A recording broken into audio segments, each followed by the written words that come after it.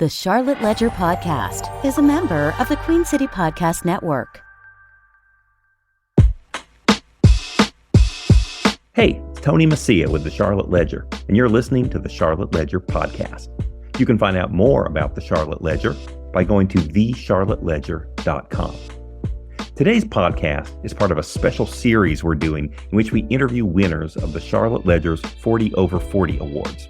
The recipients are people ages 40 and up who are making a big difference in the Charlotte area, people who saw a need and took action.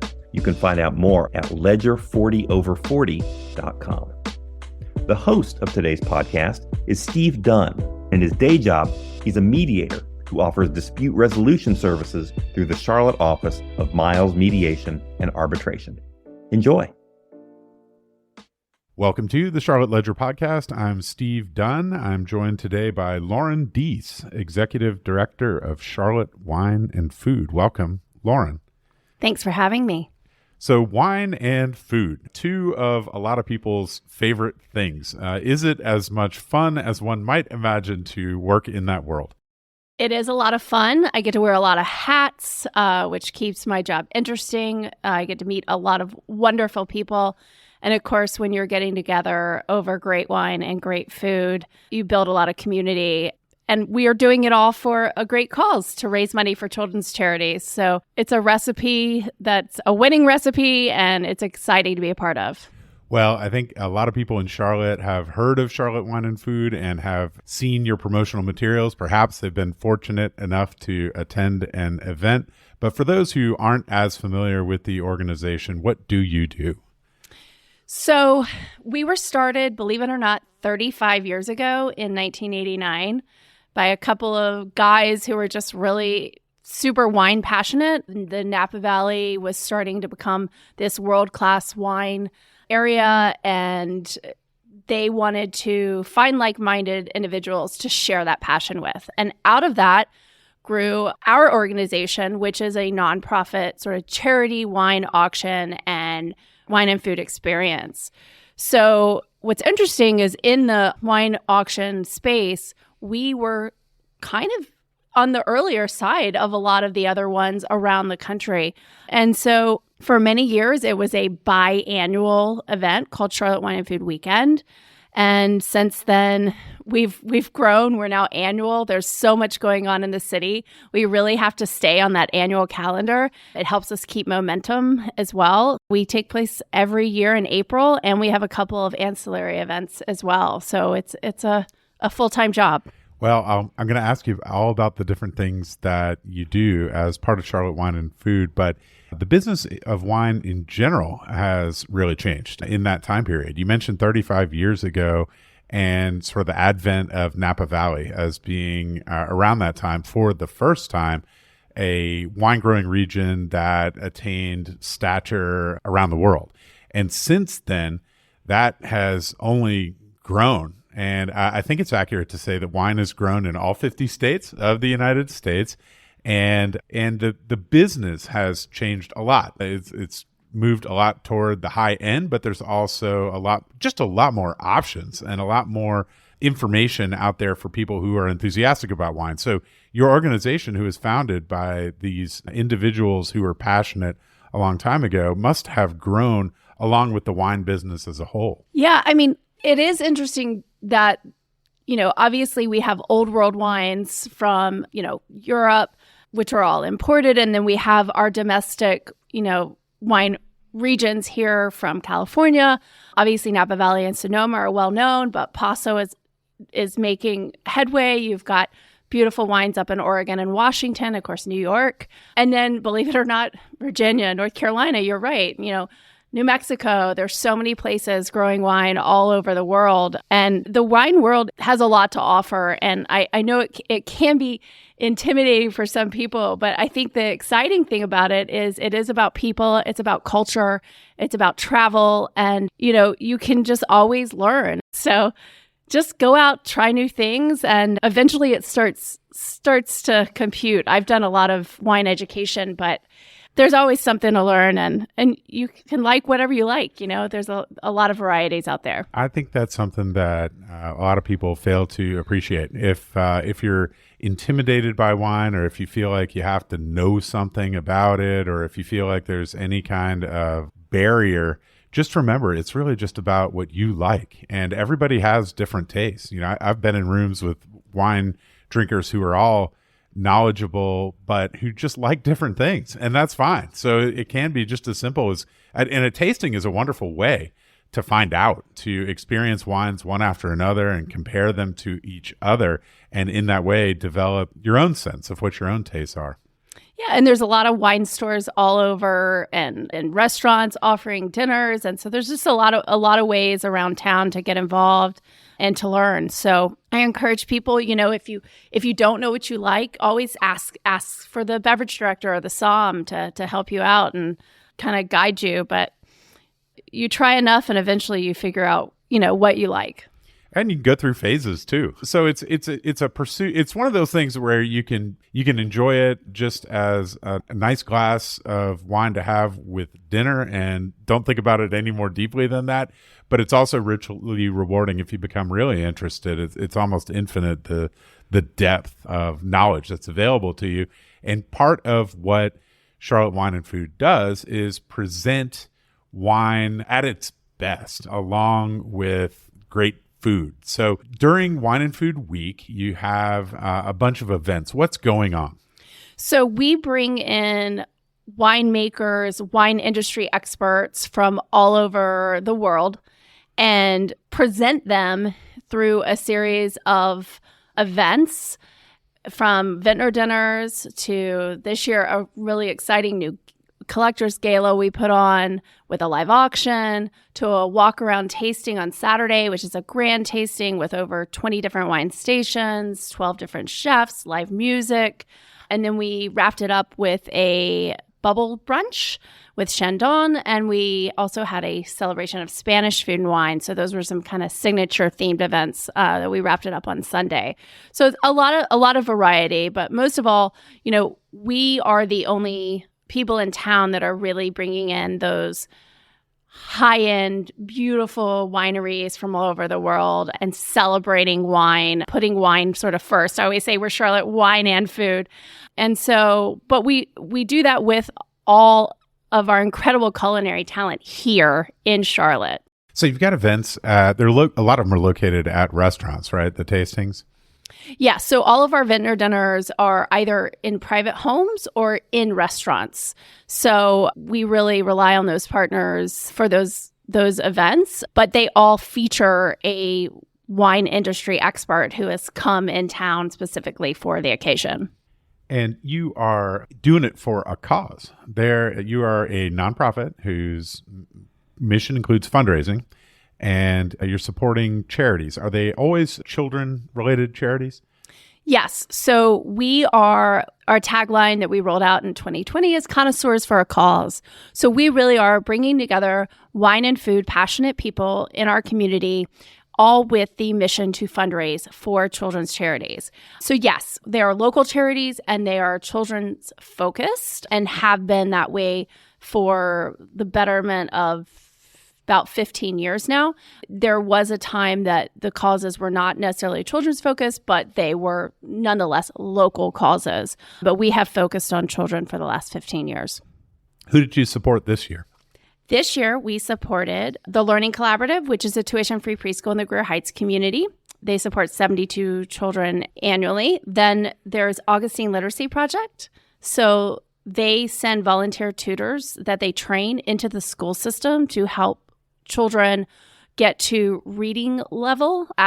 Basically, if you don't hit reading level by third grade, you start falling exponentially behind. So that's a key milestone for children. Basically, you learn to read and then you read to learn. So that's very important. And they know that there's many, many students in our population that could use their services. And so they're trying to grow and train more and more tuners. So then followed by that is Gen 1. So Gen 1 helps first generation students navigate to and through high school and into college. So they help them navigate the process of finding scholarships and just applying and where do I want to go and all those things that their parents did not go through. And what we see with them is just that helping them get across that financial barrier to college helps keep them in college, and then ultimately creates generational change for those families.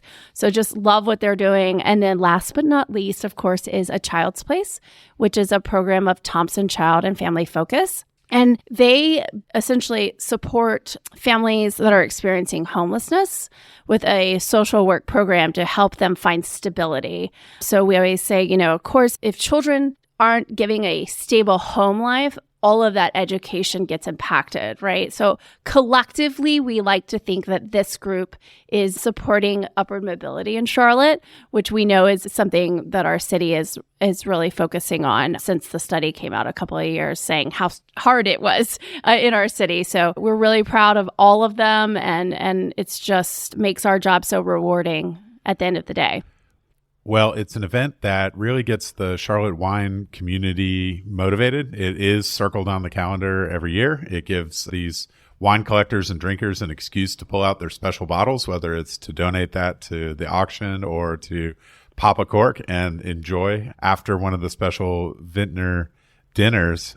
With this podcast, I try as hard as possible not to ever place it in time. Like, I don't refer to the weather or current events or anything like that. But I'm going to break all those rules right now because your event was April 17 to 21, 2023. And the reason why I'm willing to mark us in time in that way is to ask you what it's like when your job revolves so much around driving toward a certain week, and then that week is done. Are you able to get some sleep? Do you take vacation? What do you do? That's a great question. I always say it's kind of like if you've been married, it's kind of like you throw a wedding every year.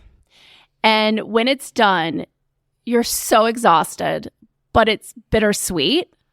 It's over and you're finally ready to take some time for yourself. But at the same time, it's so exciting to bring everybody together, to finally see the culmination of so many months of hard work, and most of all, to see the funds that we've raised. We get excited for our check presentation, which is always the end of June, to give all the money away. So I'm bullish, but I think we've had the best year since I've been in this position, this was my 6th Charlotte Wine and Food Week, my 4th that was in full capacity, given we survived COVID.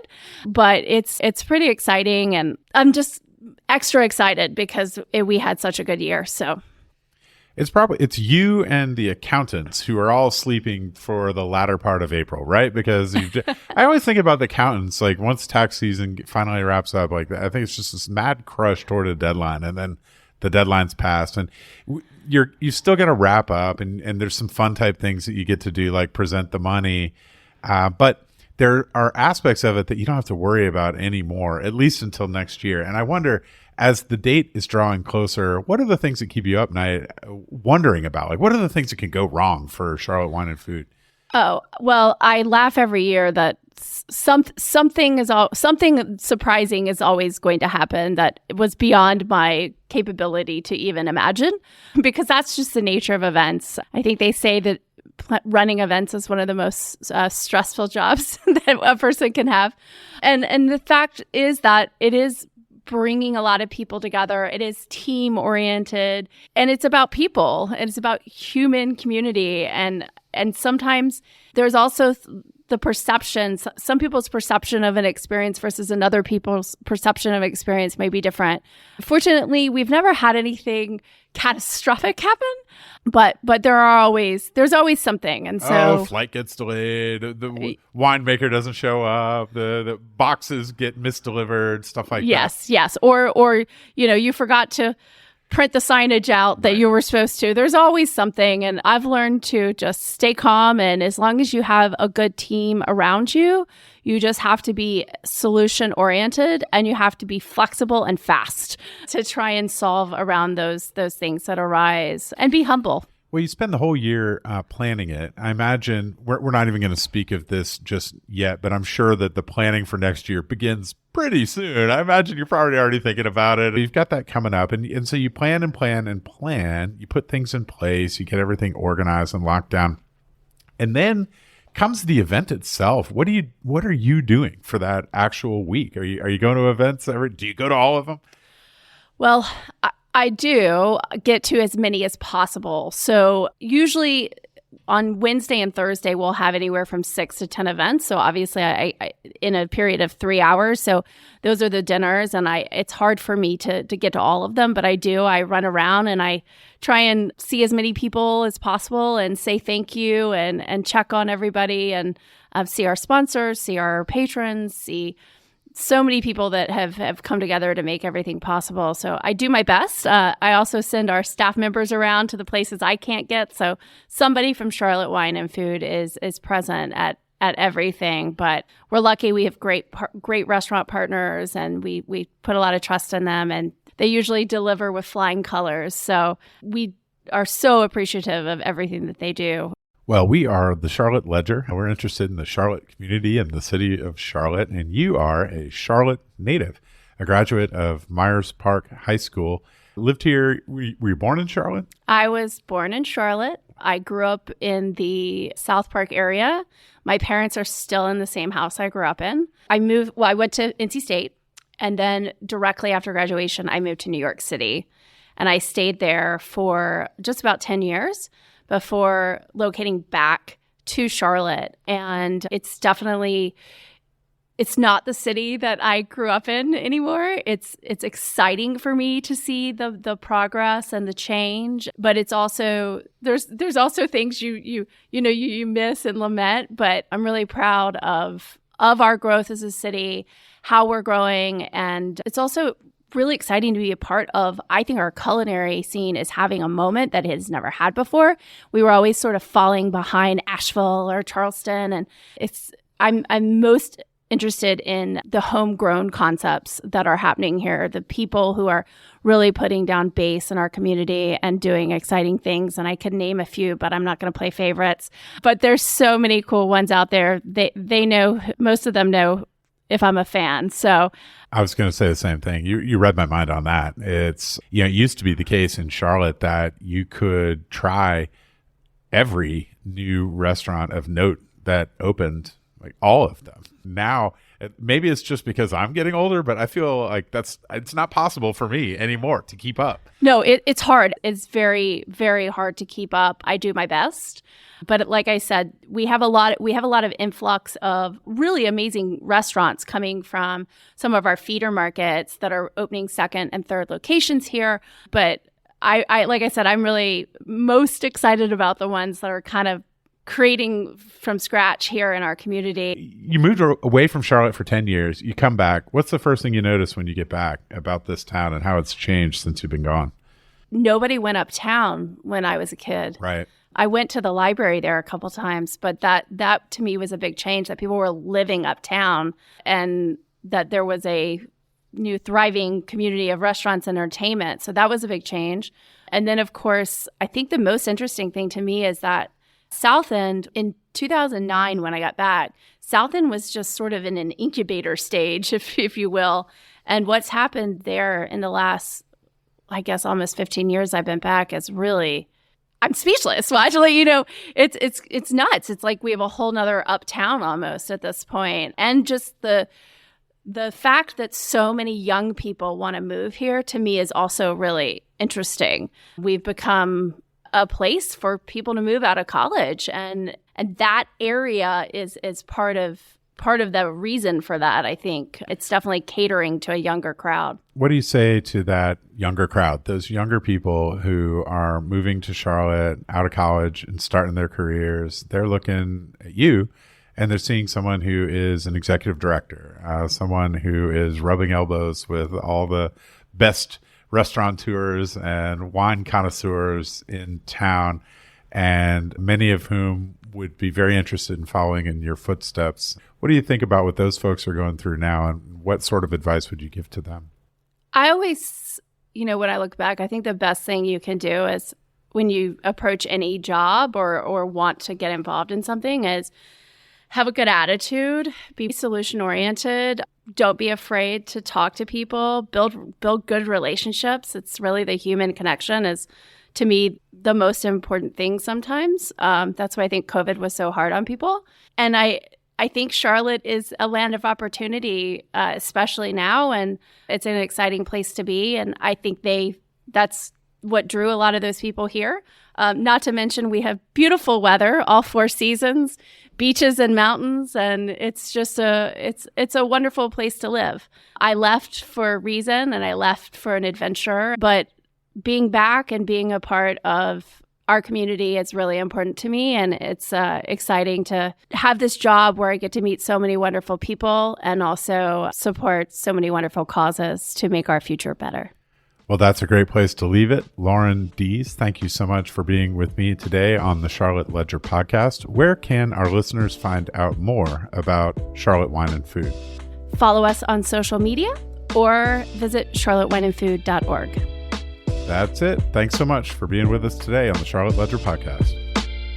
That's it for today. The Charlotte Ledger podcast is produced by Lindsey Banks. You can find out more about the Charlotte Ledger at thecharlotteledger.com. And you can find out more about our 40 over 40 awards at ledger40over40.com. QueenCityPodcastNetwork.com.